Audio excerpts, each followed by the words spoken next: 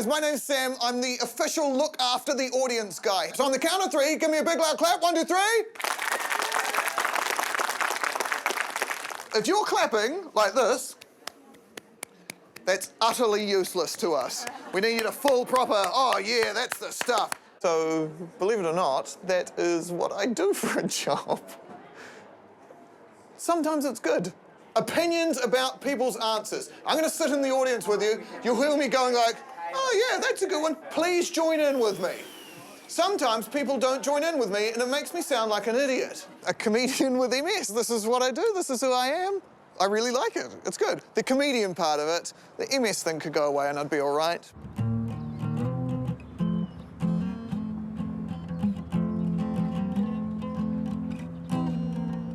I was just about to turn 30. I was working as a dentist. It was a couple of weeks after my son was born, and suddenly I woke up one morning and my right leg and my right arm were numb, which is a pretty freaky thing to wake up for.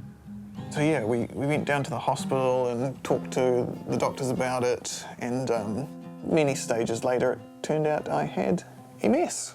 See ya, pal! What is all over your face? I'm sort of 6 weeks into being a dad. I was really worried that I wouldn't be able to throw my bouncing baby boy up in the air and catch him like, you know, like what dads do. You had paint all over you. Good job. Must have been fun. About a month or so later, I had my second attack. I went into hospital one morning just saying, like, my symptoms have changed a little bit. And they were like, okay, cool, stay in hospital for a week. So I did, and they put me on all the drips and everything. Buddy! We didn't get the final, like a clear diagnosis until we went and saw a neurologist after you'd had an MRI. And I'd never seen an MRI before that. And she scrolled through all the images, sort of like it's like layers of your brain. And I saw all these like big white masses on his brain. And I thought, he's got like brain tumours. And I went to this hugely worst case scenario. And she said, no, this is clearly MS. And I was like, oh, phew. So I got to a stage where I was good, you know, everything was going quite nicely. And I never really thought too much about the future. I guess I've been thinking 10 years, 20 years in the future, I'll probably still be on some hopefully good medication. I've sort of fallen into the, I got time, this'll be fine. But as as you hear more things about it, you hear how differently it affects everyone. I guess that sort of got me thinking a bit more about the future. Let's pop you down in bed here, buddy. Like you could get hit by a bus tomorrow, but it just makes that sort of like your life could change tomorrow thing just that much more real. So it does change the way you prioritise stuff, and and then something goes a bit wrong again. Like Sam's been in hospital; he's been quite sick over the last few months, and that brings back the level of stress. And does it not change the way you think about the world? Sam's so relaxed about this, and he's like, no, I'm fine. There's a lot of misinformation about MS, and what a lot of people don't realise is that there's 4 main types of MS, from mild effects to quite severe terminal in some cases. For some people, they get 1 or 2 attacks in life and no more. They're the lucky ones. In my case, I don't ever have remission. I don't go into remission. I have episodes of flare-ups and then mild flare-ups. It takes a lot of time researching, reading and understanding, because if you just leave it, one day it's going to hit you and you're suddenly going to go, I'm not prepared. What we've got to realise is everyone is different, so you're not going to get 2 cases of MS the same. We don't know what our futures are going to be. We have to, therefore, become quite proactive rather than reactive. If you deal with it from the moment of diagnosis, chances are you can keep yourself quite well, in most cases. But there'll always be the case of the aggressive form that will just hit you anyway, regardless. My journey of MS was that I didn't get diagnosed for 11 years. So it means I ended up in my wheelchair, I started going on opiates, and I ended up with those heavy opiates, feeling very doped out and zombied for a number of years. At the moment I'm working, I don't know what my future holds next year. I would love to have, the ability to work at least another 10 years. I don't know, but I'm not going to turn around and focus on that when I have to get through each day right now. Multiple sclerosis, or MS, it's your immune system attacking the nerve cells. So if you think about an electrical cable, it's got a covering around it. Now you cut that away, the wires exposed get at risk of anything that gets in there to damage it. And that's exactly what happens with the brain, with the nerve cells, where the wiring or the cover around the wiring gets destroyed, and that's how the immune system can attack. And so what happens is, because it happens in different parts of the brain or even in the neck, it then causes damage in different areas. So someone might feel that tingling, heaviness, it feels like concrete around your fingers and hands. Others might feel it in their feet. Others will have spasms in other areas. It can be things like I would be walking and the next minute I'd drop, because all of a sudden the brain would disconnect and say, I don't know how to climb those stairs. And I'd be on the ground. I've broken my teeth so many times. I've fractured my coccyx a few times. But, and I used to tramp and I used to run, but then I started tripping over myself. So, yeah, it starts to affect people very differently. The worst case scenario is I'm going to lose all body function, end up having to be fed, tube fed, and I'll lose my voice and I'll lose the ability to function in any sense of the term. That's the worst case scenario. I may not get there. I might stay as I am now if I can keep my health regime up and just deal with the arthritis and all the age-related stuff that comes, but we don't know. I'm a lot weaker than I used to be, but at the moment I'm still quite stable. The progression's very, very slow for me, but I've seen it where it's been rapid and sudden, and that's quite scary for a lot of people, that you suddenly overnight can't walk or use your hands. Come on in, Sam. Thank you. Look, have a seat over here. Thank you very much. Nice to be here. Yeah, good to meet you. Now, I hear that you've got a diagnosis of MS. Yes, I've had it for, when did I get, like 2 years now. Yeah? I've had it going on. Hands? My feet were my big problem. Oh, right, They felt like rock-solid concrete blocks, tingling all the time and pressure on my toes. It felt like someone was squeezing them all the time. But, you work around it. I work full-time. I'm a postdoc research fellow at AUT. Oh, cool. I was a lawyer for 10 years. I haven't let it slow me down. Yeah. But that's me. I don't say everyone can do that. I just think you've got to find your potential and your place. Yeah. And just readjust your goal to suit what you need and how you need it. Yeah. The first thing they said to me, the very first thing was, we're going to try our best to make sure you're not in a wheelchair. Okay. And I was like, what do you mean? This is MS. I'm going to be in a wheelchair. And they said, well, no, things are changing. We've got new medicines. We've got new things. It may happen, but we'll do what we can to keep everything working. I guess you're lucky because they got to you early, whereas it took 11 years for them to diagnose me. Oh, wow. You've got your diagnosis at a really good point. Yeah. And I will reassure you, I actually have several friends with MS who are working full-time and not in wheelchairs. Because they were diagnosed right at the very early point, and so they're able to maintain and stay very well. So do you find that you get fatigued? Oh, all the time. Yeah, me too. It's a big part of it. And I was lazy to start off with as well, so that doesn't help. You've got to just manage it. Don't fight the fatigue. Yeah. Learn to deal with it early. Don't fight it, okay? Because it exists. Instead of doing stand-up comedy now, I'll do some lie-down comedy. That's the one, yeah. So what do you do to relax? What do you do when you... Oh, I like to do my cartoon work. I love listening to music. My greatest love is that I used to do a bit of blues and jazz over in Aussie. Nice. And I miss it. Amazing grace, how sweet that sound that saved a wretch like me. I love my music. It puts me in a good space. I can just forget about my pain, forget about my spasms, just for a little time. I was blind, but now I see. I'm Robert Irving, co-founder and co-inventor of Rex Bionics. With Rex Bionics, we've developed a robotic exoskeleton which allows wheelchair users to stand and walk. It is the only hands-free device of its kind in the world. The genesis for Rex was my diagnosis with multiple sclerosis.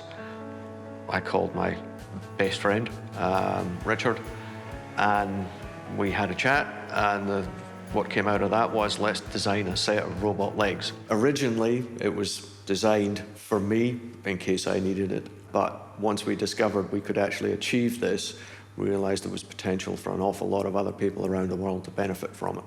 It grew from just being a set of legs for me to something that was out there for the whole world. The expectation is now that if somebody has a spinal cord injury or, any mobility impairment, that an exoskeleton is an option for them, and we help change that expectation. We don't own much of it anymore, so the actual company, no, but the mission is personal. If you want to go into stand, Michelle, you can push that forwards. Yep. Brilliant. Lean forwards. That's it.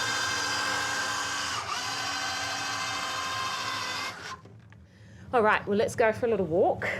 Warm everything up. So if you can pop that arm down by your side, Michelle, so that's it. That's its Michael Jackson move. Yeah, that was good. We'll just take a couple more steps and then we'll stop here and we'll do some exercises. Okay. Getting people upright is absolutely essential. Our bladder and bowel are gravity organs. So if you say sat in a wheelchair, then even your bladder and bowel function isn't going to work properly. When we walk, we're actually getting to stretch the hips out because we're taking it in a nice stride. We're getting stretches around the ankles, around the legs.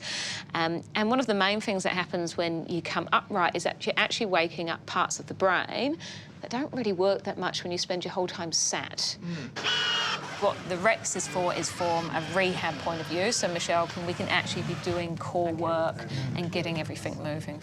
Michelle's been locked into her wheelchair for optimal position, but when that means now she doesn't move from, 8 o'clock in the morning till kind of 6 o'clock at night. Yeah. Keep going, keep going, keep going. Good. And then slowly control it down. Well done. Good. Good. Find that core balance, that's it. Good. Up nice and tall, and go.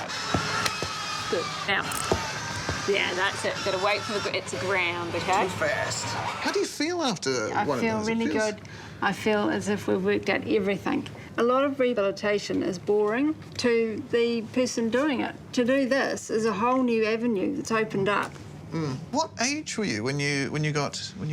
When you found out you had MS? 39, and I was 42 when I went into a wheelchair. Okay. And just before that, I stumbled. For about 8 weeks, I was down to crutches. Yeah. So about 8 weeks going along, and I had a massive stroke. And that was all MS.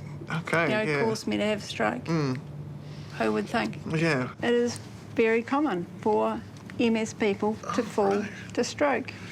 Okay. Yeah. So that's a complication you don't want. Yeah, I'll try and avoid that. Yeah, if you can. Do you have any tips on how to avoid that? No, That would make my day. if I knew, I wouldn't have done. I wouldn't be in this position today. So. Okay. First bit of advice I'm going to give you is about fatigue. We know that pain, medication, not sleeping properly, all that type of stuff is going to make you feel tired. OK, that's just kind of natural. But the main one that you need to be aware of is central fatigue. And what they've done is when they've studied brain activity, and we're looking at resting brain activity, so while we're sat here not really using our brains too much, is that your brain can be working at rest 30 to 50% more than mine. Oh. Okay? So when you think, I'm going to sit down on the sofa and have a rest because I'm tired, actually your brain is like clicking over nearly double the speed that mine might be. So you are just burning more concentration the whole time. So that's why you'll often feel that, I just feel a bit, tired.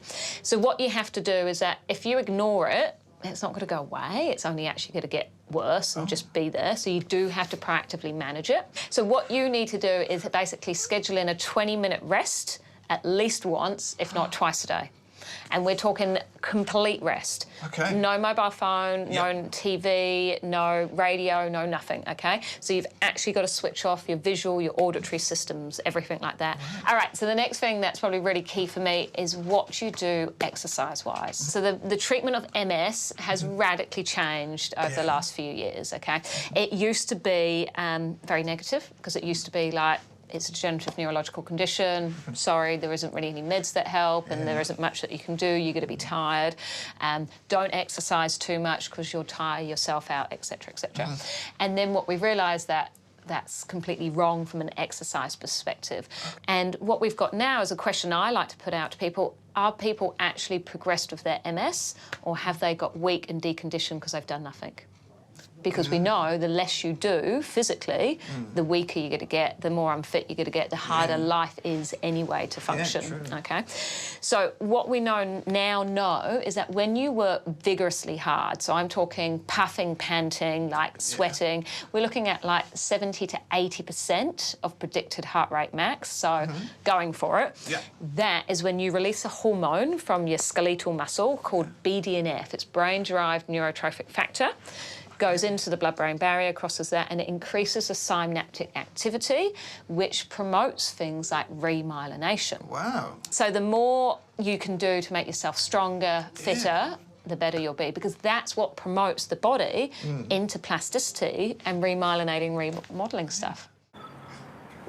I've been living with MS for, to my knowledge, 13 years. Who knows how long before that, but it didn't affect me. I have to admit that for the first 2 years, I ignored it, as if it didn't exist. Then I had a really bad relapse, and that scared me, and I took it seriously from there on in. There are currently a number of medications which slow down the disease for a percentage of people. They don't all work for everybody. They tend to come with not so nice side effects, but usually it's worth it. The disease also can go to a secondary progressive mode where there is no current treatment. It wasn't that long ago that Robert was in bed for a month. And it was only by the sheer will of him and steroids that got him back on his feet. He couldn't drive or anything. So, yeah, it's pretty dramatic. If something's going to happen, you can't gauge what it's going to be and how long it's going to be. The worst part for myself personally, and I think for most people with MS, is the unknown. You do not know what's going to happen next or when. It's not really an if, it's just what's going to happen, how bad it's going to be, and how permanent it's going to be. And no matter how you try, you cannot get that out of the back of your mind. I'm currently looking to get a medical treatment which will halt my MS progression. The treatment I'm seeking in Russia basically relies on chemotherapy to wipe out your faulty immune system. Your previously harvested stem cells are reintroduced to you to reboot the immune system, the theory is, with no memory of MS. 10 years after this process, and people have had no more relapses. The longer you wait, the worse you're likely to be, and there are no guarantees of any recovery of lost function. 80% of people do recover some, but there is no guarantee of what you will recover, if any. It just stops it. So the sooner you do it, the better off you are. Drugs do help, but they do tend to come with some not too pleasant side effects. Thyroid damage, eye damage, constant blood tests. The more effective the drug, the worse the side effects. And they're one a day for the rest of my life. That's over $70,000 a year. So for 1 year's worth of drugs, I can almost get the HSCT treatment, the stem cell treatment.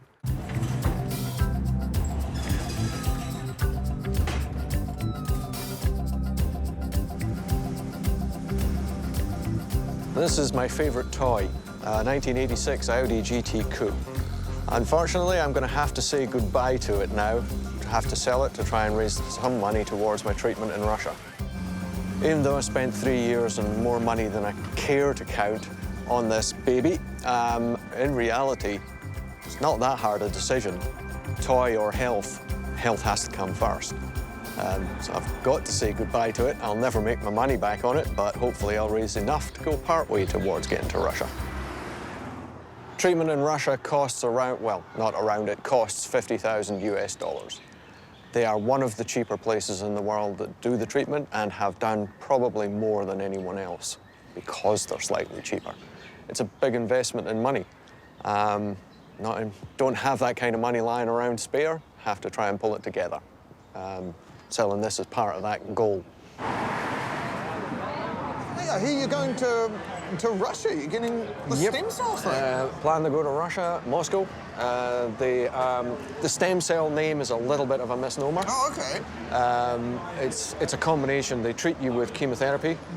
Sorry, they harvest your stem cells first. Harvest is a horrible word. And then it's only done from blood, so it's easy. It looks a bit weird, but it's okay. Yeah. Then hit you with high doses of chemo to wipe out your immune system and give you your own stem cells back to basically reboot your immune system. Right, so it has no memory of MS. But it's a lot of money and a lot of effort. So I might have to go back to being a dentist to raise the money for that, eh? Would you ever think about a permanent fix with no side effects? Yeah. Well, maybe. I'd have to learn more about it, of course. This is very helpful with I that. spent 3 years studying it before I sort of decided, It seems like such a big thing to do. And of course, it is quite a big thing to deal with. Well, Rob, thank you so much, mate. This is, you've given me a lot to think about. This is good. I've got to start putting those pennies aside to head over for Russia for a holiday. You never know. They might, by that time, be funding it here. That's great. Oh, hey, let's drink to that. That'll be good. Definitely. I hope they don't bring it to here like 2 weeks after you come back from there. That seems like a... If I've got it done, I don't care. I'll make a big butterfly. Okay, you make a big one.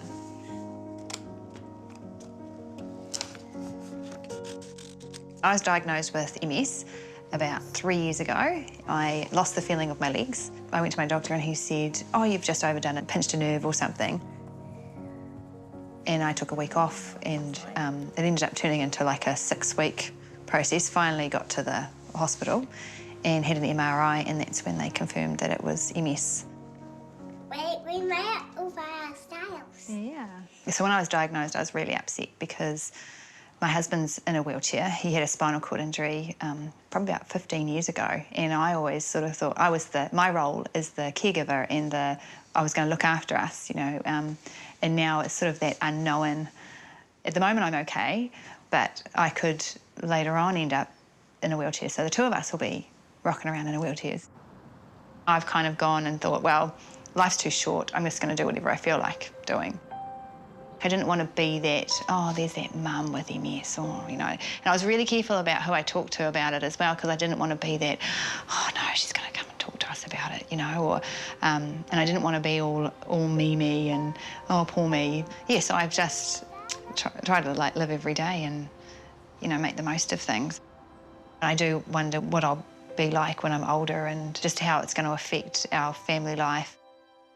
I've got MS, but I don't know whether it's going to go to the next level, and that, I think, is what's hard, is that not knowing.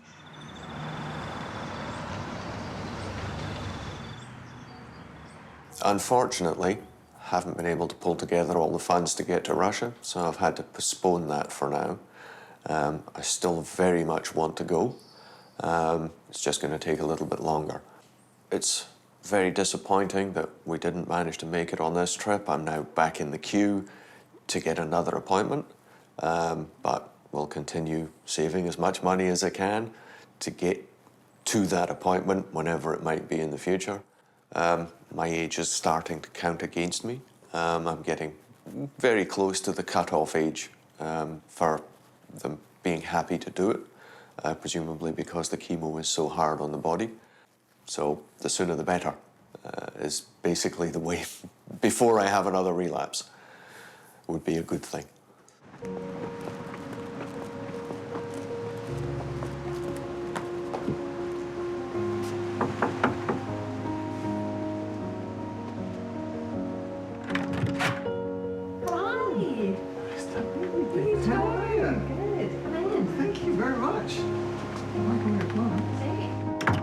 Dig in, guys. Nice, thank you. Oh, This is good. great. There we go. That looks like a wine. Oh, yum. delicious. For you. Thank you. I'm gonna dig in, guys. I'm sorry. So Bex, I notice I'm eating a big greasy pizza and you're eating a beautiful chicken salad there. Am I doing this right? Well, they do suggest that you eat healthy. Have you changed your diet since you've been diagnosed with MS? Well, yes, I have. I tried. We tried going vegan for a little bit. Lots of salads. I know that it's actually not the greatest. It's good to have lots of protein in your diet as well. So we stopped that. Also because the vegan diet is disgusting. Oh boy, it's hard to stay away from this stuff. And Yeah. So what are you doing now for your diet if you're back to not being a... Trying to do lots of salads. I admit I'm not very good at staying away from the carbs and the sugar. But that's what I have to work on. Yeah. That's my thing. Yeah. Hello, Ali. Really? Oh, what? Sorry. Yeah, are you on meds for it? Yeah. What are you taking? Sabri, Oh, if good. I'm pronouncing it right. Yes, It's yeah. a big long name. Natalizumab. Oh, wow, you did well. Yeah, it took me ages to get that. Yeah. Are you on that too? I was. I just because it brings your immune system down so much. I got a virus, so they then took me off it, and I'm now on Tecfidera. Oh, so which it's is a another tablet? long name. Yeah, Is it? tablet, which is nice because I don't have to go into the hospital every month. But Oh, that's good. I quite like going into the hospital every month. It was great. Yeah, I must say, I do like my two-hour break, you know, and nobody's nap allowed in to a annoy chair, me. it's great. And so, how did it change your life? I'm just making sure I take time for my self-care and, you know, things like that. If I feel like I'm not well, just don't keep going like I probably would have if I didn't have MS. I'd probably just, you know, have another coffee. I don't drink coffee now, but, you know, you'd take something just to get you through the day, whereas now I have to really go, OK, no, I am tired, take a break. Otherwise, you know, everybody pays for it. Yeah, that's great. That's great. Yeah. I do notice when I yell at the kids, my leg plays up. Oh. Yeah, it's that stress, I think. Yeah, they say yeah. that stress and that. Because I feel like I'm a bit of a ticking time bomb because it's all that unknown. You don't know what's going to happen. And I think I've just tried to focus on what's going to happen tomorrow. Because there's one big thing, you don't want to be worrying and stressing over Exactly right. Yeah. stuff that might not happen.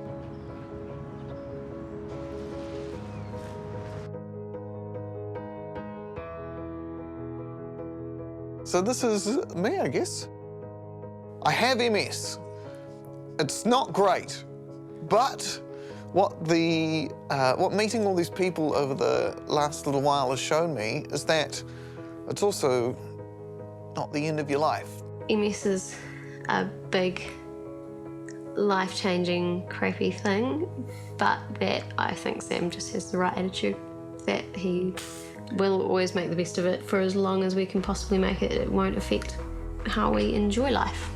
You know, it's really just shown me that even though you have MS, you can still be a great, positive person, as everyone I've met has shown me. So that's my plan.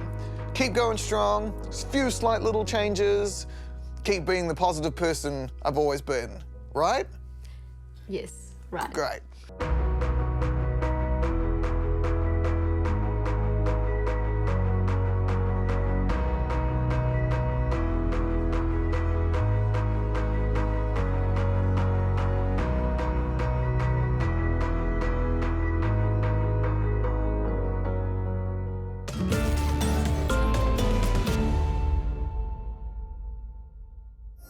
Attitude was made with funding from New Zealand On Air.